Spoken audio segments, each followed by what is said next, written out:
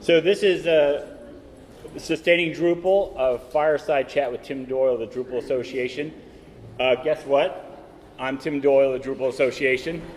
I'd like to thank Drupal Camp Asheville for inviting me here. It's been a great event so far. It's my first time to Asheville. I've heard a lot about this camp, and I had the opportunity to come down this year, and so took advantage of that. So very happy to be here. Thank you to the whole organizing committee for inviting me. For those of you that I know, I look forward to speaking with you, and for those of you that I don't know, I look forward to meeting you and hearing about your Drupal experience. I put a picture up, I'm standing in front of you, so you know what I look like, but I put a picture up here of me because, well, one, it's a standard slide, but second is there are pictures circulating from a raft trip on Thursday of me looking overly serious with a helmet and overly serious. So I wanted to make sure I had kind of the official picture up there. Stick around for the walking tour. So at the Drupal Association, our vision is a web that is innovative, inclusive, and open. And yeah, even in today's world, we're not afraid of being inclusive. From day one, I felt very much included. I've been with the DA for about 2.5 years, and from my very first event to every event I've attended, I felt very welcomed. It's one of the hallmarks of the Drupal community is the welcoming nature of the community and of the events. And I think a lot of people come to these events and they find their people, and I think that's a strength of the community, and we at the DA want to be able to foster and support that. Oops, jumped a little too fast. Our mission is to drive innovation and adoption of Drupal as a high-impact digital public good, hand in hand with our open source community. And what I've been asked to talk to, there's going to be a fireside chat, but what I've been asked to talk to you about today is what's happening at the DA to sustain Drupal. And I have a very evolving but opinionated approach to what the future is going to look like for Drupal that I want to begin to introduce here. And as you can see, there's a lot going on at the Drupal Association. Oh, wait, hold on.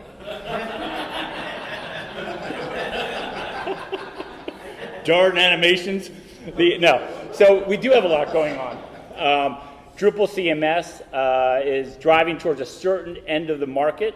The initiative hopes to reach marketers and site builders and introduce or maybe reintroduce Drupal to a lot of people.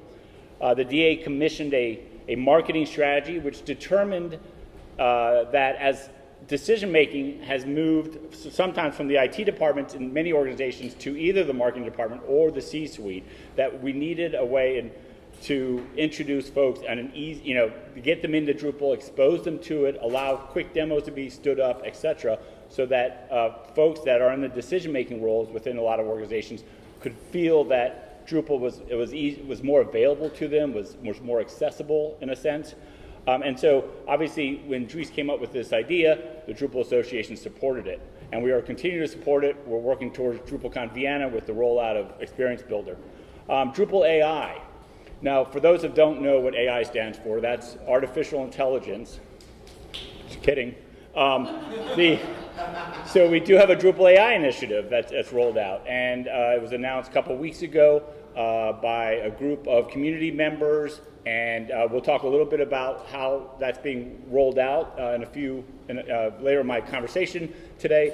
But Drupal is supporting that too. Drupal Association is supporting that initiative both as a fiscal sponsor, but also in helping organize that initiative. We have a marketing initiative at the DA. Drupal cannot compete against large proprietary software without a broad and coordinated marketing campaign. We hired two marketing professionals and are rebuilding Drupal with a focus on marketing, rebuilding Drupal.org with a focus on marketing and to reach folks that maybe are not familiar with Drupal. And so when they first come to Drupal.org, we want to be speaking to those people. Obviously, as we rebuild the site, we'll be maintaining all the work that goes into the site to support the community, but our first is to be a credentialed source of information for those outside the community on Drupal. We will be doubling down on case studies in Drupal.org, how do we onboard new people into the Drupal community through Drupal.org, And then how do we support our contributing companies through lead generation and other activities.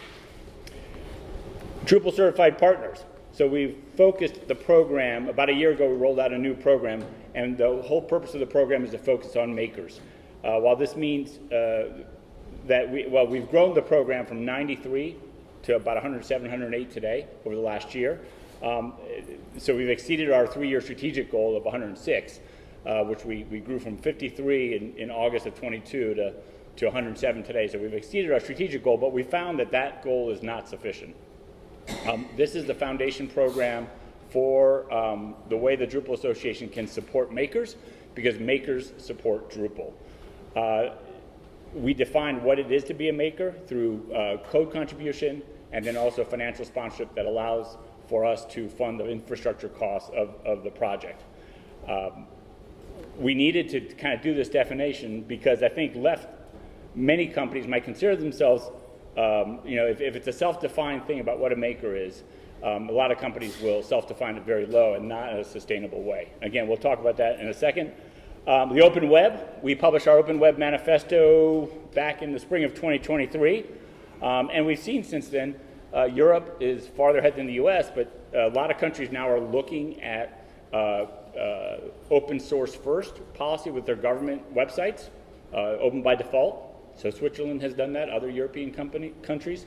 There's also an interest in focusing on open source as a digital public infrastructure. And so funding, right now, Europe's ahead on the funding piece, but the open web is an important initiative that we have. We're building on our manifesto, and I'll talk about that in a little bit later too. Site template marketplace. The project Dries introduced the idea of a marketplace, and the Drupal Association, under the expert guidance of our board member Tiffany Ferris, has undertook an initiative to investigate what would a marketplace template look like. The DA provided support for this investigation, and the board will be considering investing in it at their meeting at the end of this month. Then also the Drupal International Federation. This is probably the latest thing that we're working on, which is a recognition that Drupal, at the Drupal Association, we're a US-based not-for-profit, but we manage a global resource. We support, and I'll get into that in a few slides forward, but our governance is very much in the US. And so despite the fact that more than half my board comes from outside the US, we've gotten very active in Europe. I've been hiring staff across the globe, not just in the US, to really try to be representative of the global structure, but we're just not quite there.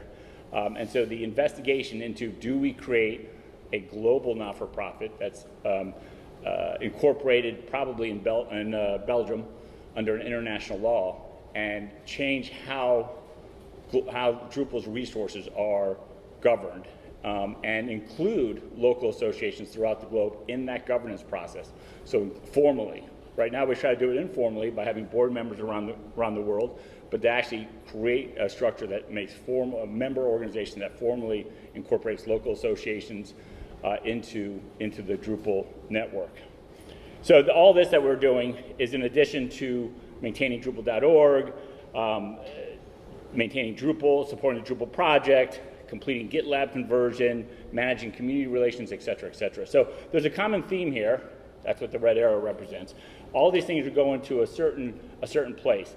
And that certain place that I see we're going is that we need to change, and this is where I get to the meat of my message, is we need to change the model of that Drupal practices, how Drupal practices open source. Simply put, the model of open source that Drupal is practicing is not sustainable. In the same way that hope is not a strategy, really relying on the sustainability of Drupal, relying on the generosity of strangers to do that is not going to be something that's going to allow Drupal to not only sustain itself, but to grow and to meet the aspirations, certainly of the board, but of the community. And we're at a spot here, I think, to make some changes, and all those initiatives that I just mentioned have some aspect to support this. I think the Drupal Association, I put up here, we're both the casualty of this situation and possibly the organizing principle of its solution. So if we're going to change how Drupal practices open source, I I think the DA can play a role in that, but we're also a casualty. And I'll get into what I mean by this. I'd like to give you some data that gives you insights into how we're looking at this issue. So the Drupal Association through Drupal.org supports over 5 million visitors from around the world. We looked at a bunch of data from 2024, so all these numbers you're going to see are from 2024.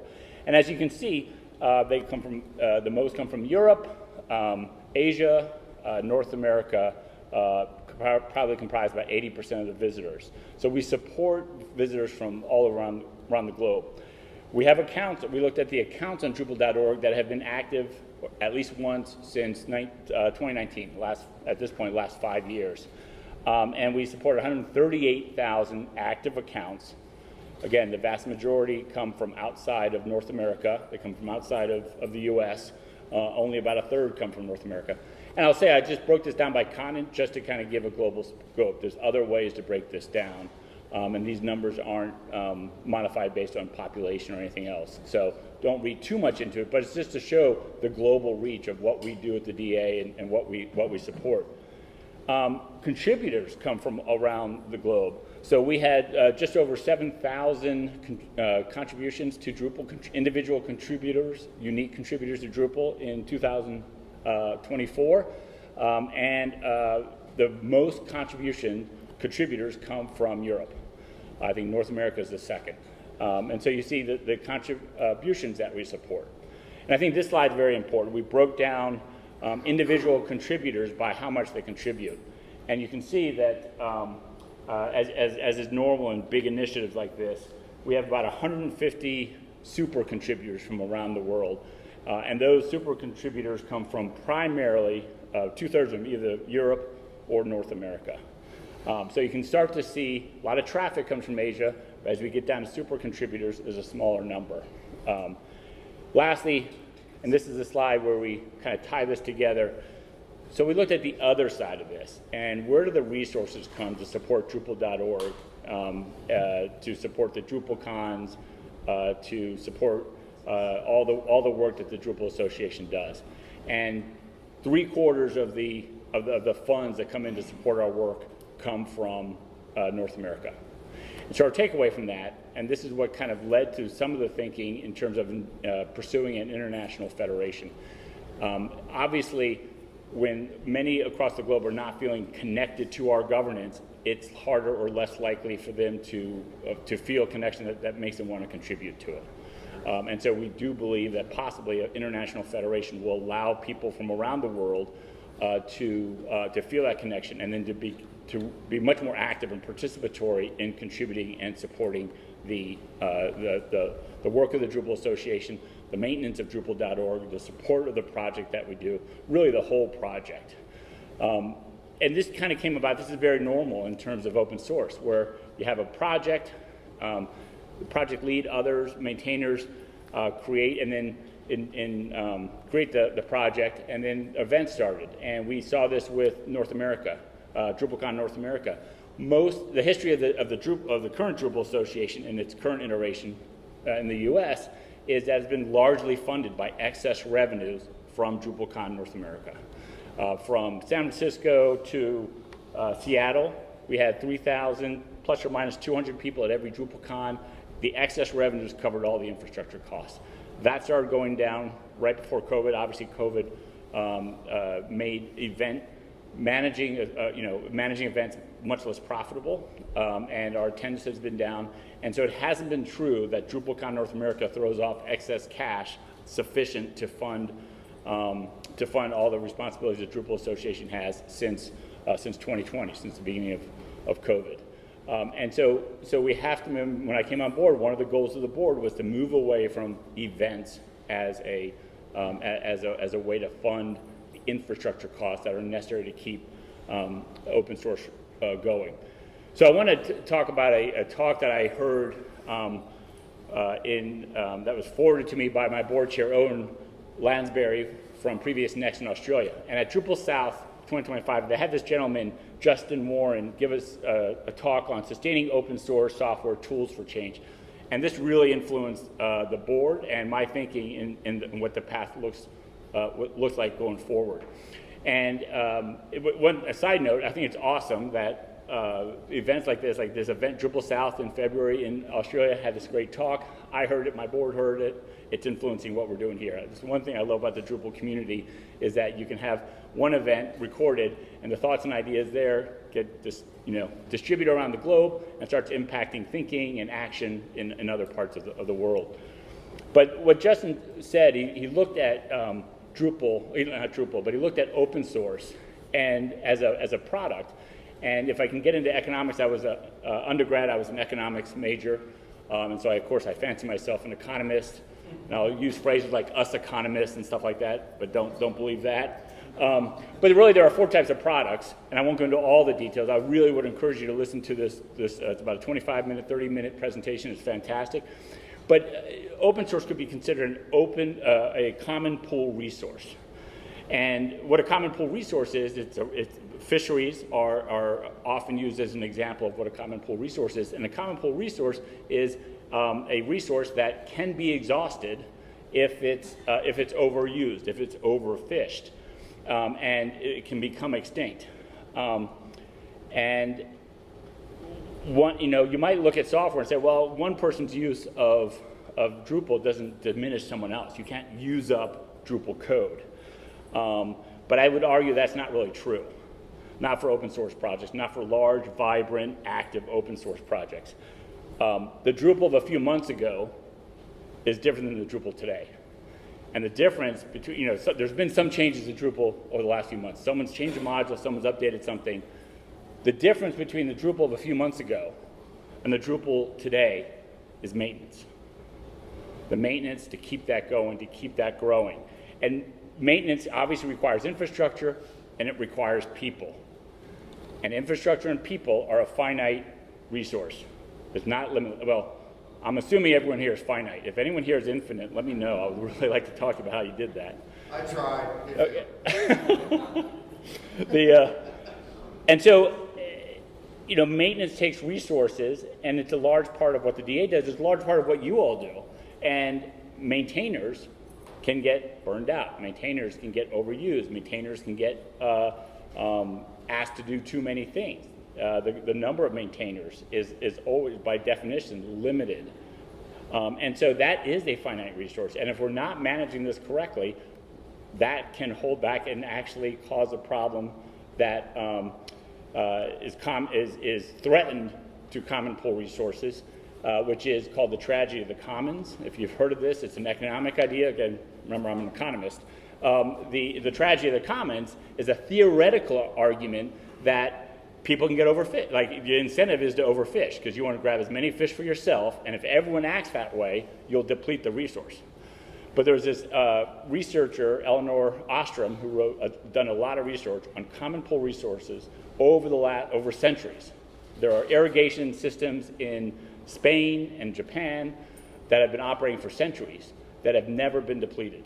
So the tragedy of the commons is a theoretical argument that has never actually occurred. I would say never, but it hasn't actually occurred. And the reason is because people are smart, and people adapt, and people do something different. And that's what I'm looking at for Drupal. She developed, this economist, this researcher, Eleanor Ostrom, in the 80s developed eight principles about these common pool resources and why they were able to and not be depleted. And it's I won't go through all 8 of them. In fact, I was just going to mention one because I think is kind of the cornerstone of what I want to say, which is the one that you mentioned is the regulation of the resource. That a community, all these communities, got very good at getting together, making decisions as a community about how to regulate, and I'll use the word sanction, misuse of the resource. How do we sanction when one party or one actor is misusing? So in Drupal terms, we'll talk about makers and we'll talk about takers, if you're familiar with the Dries blog of 5-6 years ago. And to date, we've been supporting makers marginally, and at the Drupal Association we want to do more of that, but we haven't been sanctioning takers. There's this idea of Drupal as an open source project, which is, or open source, which is free as in beer, and my contention would be that it's not free. There is a cost. As I said, there's a maintenance cost to Drupal. The Drupal today is different than the Drupal of a few months ago, and that difference is maintenance, and that has a cost. And if that cost is not being managed, then Drupal over time will get depleted. So what I'm looking for, what I'm proposing, and this is we're at the very nascent stages. I don't have a lot of ideas on this. We're beginning to implement them, and I'm going to talk about a few. That the Drupal ecosystem needs systemic changes if it is going to be sustainable. We need the way we practice open source has to be a little bit different. And there's a lot of aspects to this, but I want to focus on this idea of how are we supporting the makers and sanctioning the takers. And that's a tricky thing. So this is what we're doing. Okay, same problem. Okay, you can see where I'm going with this. I'm gonna, hold this. Okay, good. My building blocks are coming. The open web. So there's globally, there's actually an increased focus on open source. Open source offices are open around the globe. Europe is funding it. And what we want to do at the Drupal Association in concert with the community is how do we engage end users who are using Drupal, relying on Drupal, how do we get them involved in contributions to support the upstream, to ensure Drupal upstream that they've invested in for their website, that they are contributing to that. Not just in code, but also in dollars. Marketing Drupal. We need to rally and manage the brand globally and need to support and police the consistent use of that brand.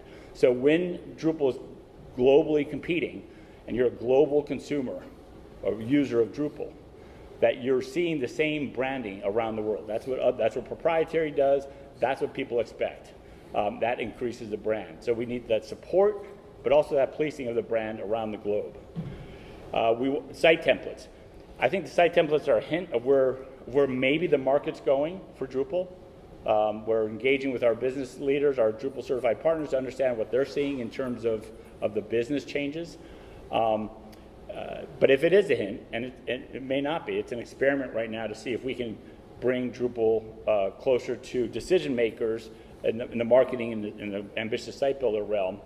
But if it is, how do we implement the marketplace so that, again, it supports the makers and at some level, it makes it harder to be a taker? Drupal CMS, again, may have an impact on the average Drupal business. How will it be implemented to support the makers? How will it be rolled out to ensure that the folks that are contributing to it and contributing to support Drupal have an advantage, and the folks that are not contributing to Drupal, that are not contributing to the long-term maintenance, whether it's code or cache or whatever, have a disadvantage? I mean, how do we make sure that we get you into the club on this? Drupal AI, definitely going to change business models. I think this is an experiment, obviously an experiment that's ongoing, and it's hard to predict where it's going to go, but in my opinion, it's definitely going to change business models. There are few ways that any company is going to be operating 2 years ago, in 5 or 6 years from now. How will we implement this to support makers? The initiative that I just described, that we announced a few weeks ago, that part of the community that the DA supports, and it is creating a playground where Drupal AI can be built, tested, played around with, consistent with principles that have been laid out for the Drupal project in responsible use of AI, but then to give early access to those makers that are participating in the project. And I know that might be, that's not considered by many to be very open sourcey, if you will, but there's going to be an exclusivity to those people that are early adopters and earlier contributors to the Drupal AI project. So asking something of someone. That hints to this kind of sanction idea that we're talking about, which is how do we, again, support makers, and if you're going to be on the sidelines taking, how do we make it a little bit harder for you in terms of continuing that, or at least put the makers at an advantage. Drupal, the International Federation, talked a little bit about this. Again, I think this is about, I think we're finding ourselves right now in the world where Drupal Association has done as much as we can to be, without changing our formal governance process, it's harder for us to engage around the globe. And so I see an increased focus on supporting local camps and associations. In fact, one thing that we found, the focus, when I came on board, the focus of the DA, I was told that we needed to be more global, we needed to outreach. Folks in Europe did not feel like part of things, so we put all this effort into it. And I think the DA's work in supporting the US camps has gone down. We haven't been doing enough to support the US camps. And so I see a model changing on this where under this federation, if it comes about, the US Drupal Association will become much more focused on helping out the US or North America, and then the International Federation would be the entity that would cover Drupal.org and support the project. The idea here is that we need to have these connections with the local associations such that we are all running in the same direction. And right now that's not really happening. So it's a little bit more getting us on the same page. Lastly, I'll just say the Drupal certified partners, this is the foundation of where we're going, as I talked about. We will be doubling down on supporting our Drupal certified partners. In the ideal world, all business would go to Drupal certified partners because those are the companies and the individuals that contribute back and make a commitment for doing that. We have, as I said, we have about 108, 109 now.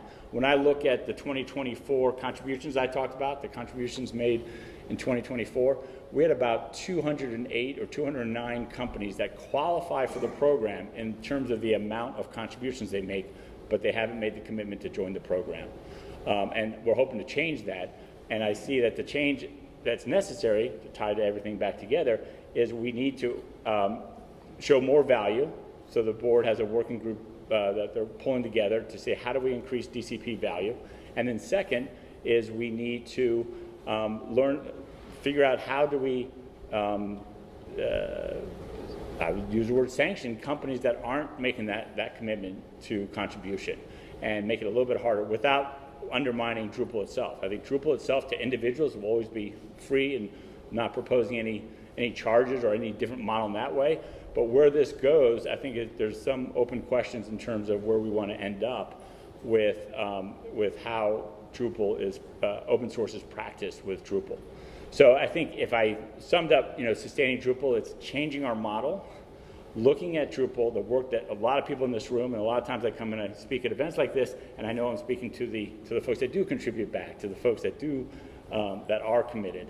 And we need to get the word out to others, and not just the word, but we need to create a program that really channels and activates people towards contributions, not just hopes that they do it, not just hope that they do it, not just use moral suasion or cheerleading to get folks to contribute, but to actually structurally protect the common resource that is your efforts and maintenance, that is your company's efforts on maintenance and contributions, and makes it harder for people not to give back. So with that, I'll pause and invite Avi. Now we're gonna do the fireside chat, right? Fireside chat. I don't have a fire up there, so.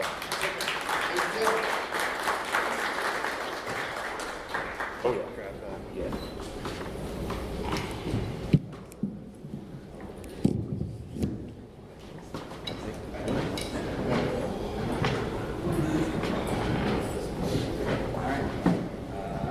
Well, thank you, Tim. That was a lot of details, and we've got a lot going on.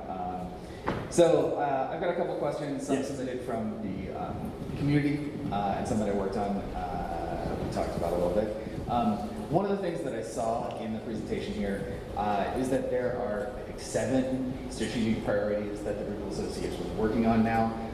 That's on top of running DrupalCon North America and keeping Drupal.org going. Yes. So that's all the top priorities. I'm wondering how you manage that with a relatively small set of staff and resources. Yeah, it's very difficult. That's and there's a lot of, and that's one of the challenges we have, which is I have 12 board members and 24 ideas about where we need to go, and it's a constant. I think so we're not doing a great job managing that. These things pop up, but we try to play catch up with the project when the project announces new ideas or initiatives, and we have to play catch up. And so what I have been doing, which is really the basis of this presentation, is those 7 initiatives that you saw up there. I'm trying to draw the common theme through them, which is how do we support makers, and then focus my staff time on that aspect of the project. So we're not going to be able to do everything for everyone, but we're going to focus on that, and the goal is to grow our capacity as an organization to do more. Cool. Yeah, I think that's important. We gotta herd the cats in a single direction. Yeah. I also want to focus on this idea of makers and takers. Dries has been getting a lot of traction in this, and I think it's a really good distinction. But there's a balance between figuring out how to incentivize making and sanction taking. We've seen it kind of, people talked about the 10x developer before. Now we have the 1000x scraper. AI bots are have perfected taking, which is causing conversations about charging for web usage from folks like Cloudflare and Fastly. So I'm wondering how you think about this distinction between the open web and managing takers. Right, and it can be contradictory to say we're open source and yet we're going to try to limit. The way I look at it is individual users. Anyone should go to company.org, download Drupal, use it, play with it, set up websites, even sell, right? It's when folks are either not, making a ton. I'm looking at companies. I don't really look at the makers takers on individual. You won't see. I don't look at individuals in terms of makers takers. There probably are, but as I said, we have 7,000 people contributing. It's a lot. We have a bunch of 150 super contributors, which is great. So I'm really talking at the corporate level. And when I talk about sanctions, not at the individual level. And the way in my mind, the way I kind of rectify this idea of being open source, but also sanctioning or doing something to raise the costs on takers is at this corporate level, and is the company operating in a way that long-term will support Drupal? And if they're a Drupal certified partner, we know they are. If they're supporting camps, we know that they generally are. We have to be careful not to drive off. People can't see Drupal as hard to get to. We can't have large companies. We have a lot of large international organizations on Drupal. Their experience has to be easy and seamless. The other thing we're focused on, and if you look at the graphs, there's a lot of, we do a lot to support Asia. We're not as engaged in Asia as we would like to be. That's part of the reason why we started DrupalCon Asia, is to get better relationships and to organize that community together so we can start carrying out this message. But I don't see, I think that, and I'm happy, I was interested in people's reactions, but and I'm learning, but the original idea of open source wasn't software free as in beer. It was free as in speech, and every successful common core resource across the globe has always had some sort of regulation. They had to regulate themselves and how that resource is used, and that's what I'm calling upon, to figure out how that's regulated, and that's in everyone's interest. That's not only the folks that want to see Drupal continue to grow and be vibrant, but also the end users that are on Drupal. They want to make sure that it's going to be here. So it is that idea that we have to begin to have this idea, be open to the idea that not everything can be just free and anyone can use it in any capacity. There's not enough beer. There's not enough beer. That's right. Or more accurately, James paid for all the beer. That's fine. It was free last night for everybody but him. Well, we started already. Yeah, okay. Yeah. So we talked about a lot of DCPs, and I think that it seems like that program has been great. It has brought a lot of visibility to a lot of agencies. I've also seen over the years a lot of the larger agencies have kind of oversized representation on the GA board and in the DCP program. I talked to somebody here the other day about how small agencies some of the folks who brought Drupal kind of into the light in the last 20 years can be represented as well. So how can like smaller agencies, individual contributors also be represented by some of the programs that we're working on? Great question. We rolled out the new changes to the DCP program, and we based the financial sponsorship that covers the infrastructure costs on the size of the organization that you work with. And so when we first did this, a lot of small agencies came to us, and mid-sized, and said, "Oh, this is this is too high, and the cost per employee and all this stuff was too high." The reality has been for the Drupal Certified Partner Program, we're seeing a lot of uptake by small to mid-sized companies. Most of our growth have been companies under 100 employees, in fact, probably under 50 in that program. The big ones we're having a hard time with, because if you're a 5,000 person organization and only have 200 people that do Drupal, it's hard to get that 5,000 person organization to pay the 25,000 that we're asking to do. That's one. On the individual level, so we have on participation, two things. One is we have a community, 2 board seats are always voted by the community at large. We just wrapped that up last night. That was the last day of voting. And so that the board will be looking at the winner of that and confirming them at their meeting the 24th. So that's one way that anyone can get involved, and small companies can get involved. The second is, I think this is part of what's leading to the federation, is if we go to a federated model, what that means is it'll be an international not-for-profit. Think about the DA today, but kind of an international. And then it would have member associations. So the Drupal Association of the US could be a member of this international, but the Drupal Association of the Netherlands and of Colombia could be a member of this association, and they would have like the board members. So we will be going to countries that are smaller, and obviously that increases the possibility and the probability that we'll have more mid-size. Lastly, I'll say Owen Lansbury, the chair this year, Previous Next, is I don't know how many employees they have, but they're not a huge company. One X Internet, Batty, you know Batty, One X Internet out of Germany, not a huge company, 8 people, and so there are opportunities there. Last thing I'll say, we're looking at, we know a lot of people are individual contributors, but they're a sole prop, or they run they're their own. We're looking at a designation that's similar to a DCP, but geared to you as an individual contributor. Like a badge or something, because we know a lot, like we had 150 people that gave 74% of all contributions in 2024 came from 150 people. Like we need to, like, and they're super users. We need to have a way of like highlighting them, and a badge that they can use to say, hey, here's my credentials in terms of my contributions to the project. So we're looking at that. Cool. All right, I've got one more serious question, and then we've got a couple lightning round. So you talked a lot about the Open Web Manifesto that came out in 2023. Yeah. There's also the Open Web Alliance that started in 2024. That was with Joomla and Typo3 and WordPress. Yes. It seems like WordPress has paused their membership in that, but we're also, you've also talked about how there's a lot of initiatives in Europe pushing the Open Web. Maybe not as much here in the US.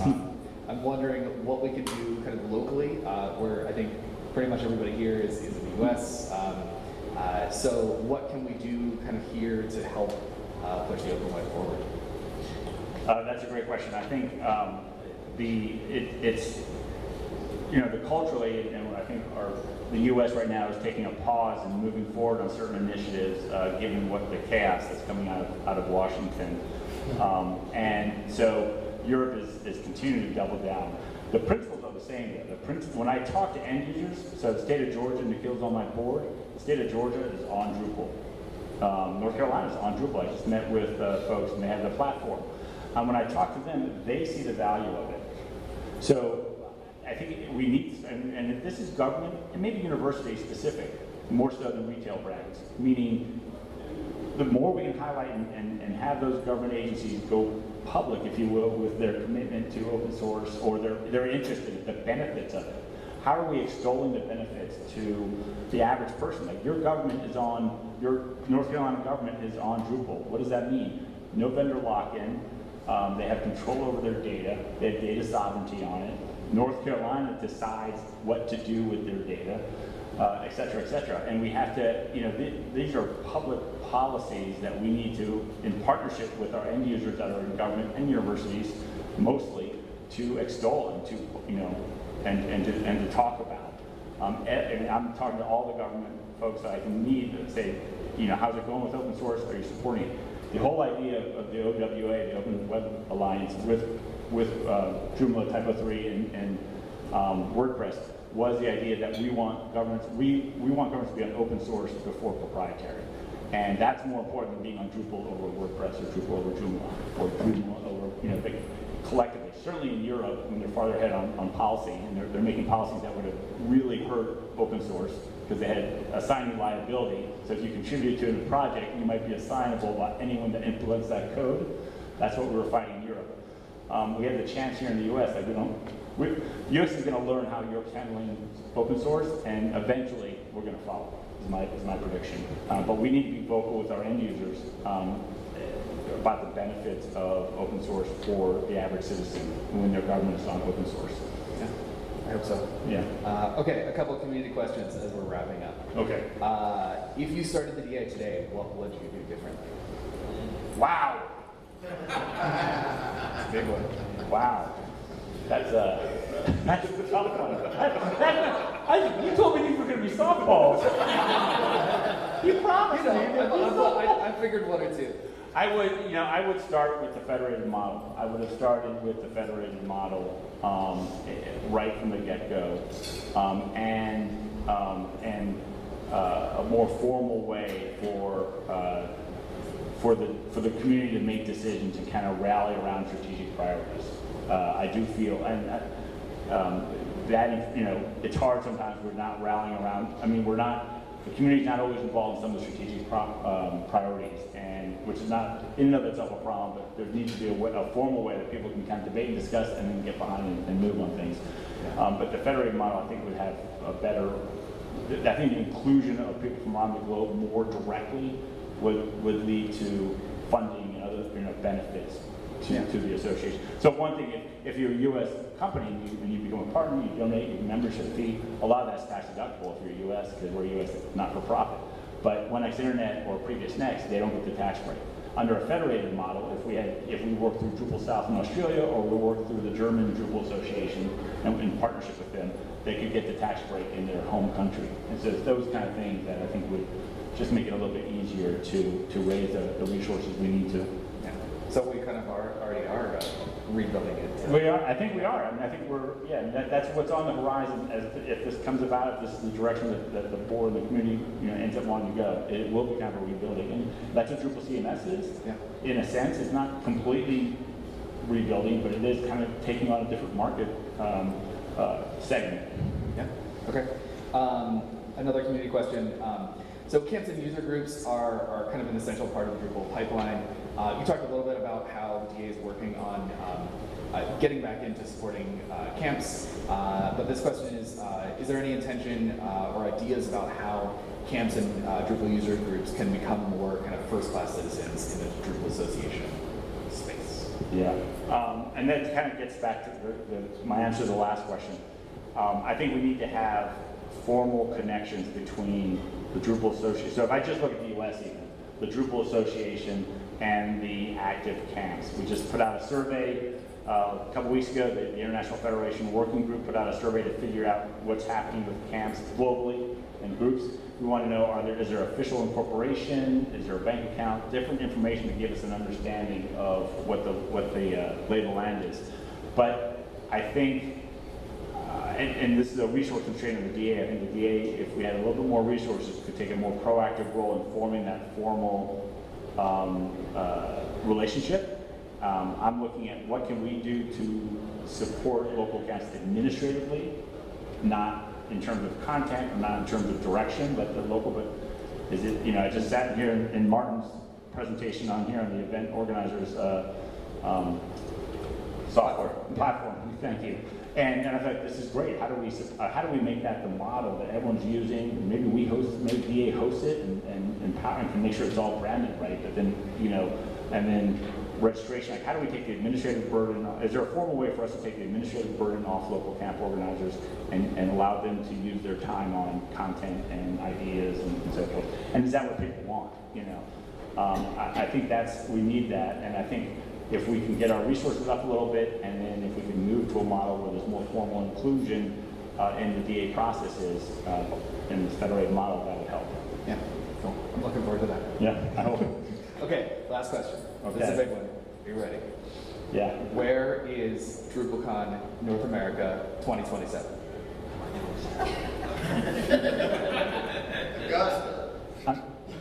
Augusta, Maine? Oh, Georgia. Okay, I thought it was. Yeah, I'm not going to say it. Sorry. Okay, what about 2026? Where's 2026? 2026. I'm not going to say. Wait, no, that's easy. It's DrupalCon Chicago. All right. I'll Yes, see you there. yes. Looking forward to it. Cool. Thanks, Tim. Yeah, thank you. Appreciate it.